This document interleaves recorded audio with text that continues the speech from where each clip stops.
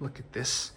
There's a clashing too, but I am in an elevator and they're using these robots to collect laundry and deliver food and stuff.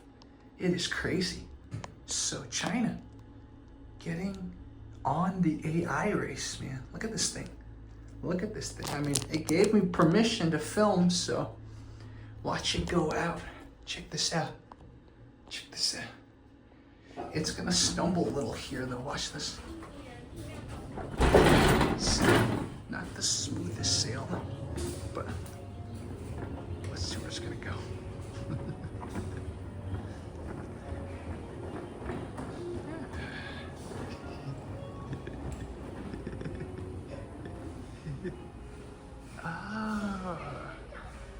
That robot has now replaced at least 1 or 2 roles, right? Back in the day, you had like a runner, or what would you call them? A busboy or a bellboy? I forgot what the word is, but that robot's basically replaced that role.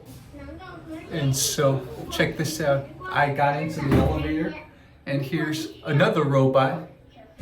And so, this guy's getting off at the 3rd floor. Look at that.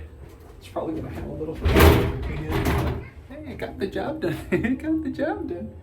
That's so cool. Hey guys, I just got back from China and there's gonna be a little bit of jet lag, but I think this time it's not gonna be as bad. That night that I captured all that, I adjusted my sleep schedule already, so I only took a nap that night. So hopefully the jet lag won't be too bad.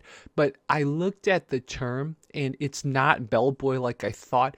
Bellboy's the guy in the front of the hotel that helps you move your luggage. So robots could probably do that, but it's a bigger investment to get robots like that. Anyways, guys, I got more to come. A very personal story that relates to a recent lecture by Professor Jiang Xueqing. So stay tuned, guys. I'm glad to be back. Talk to you guys soon.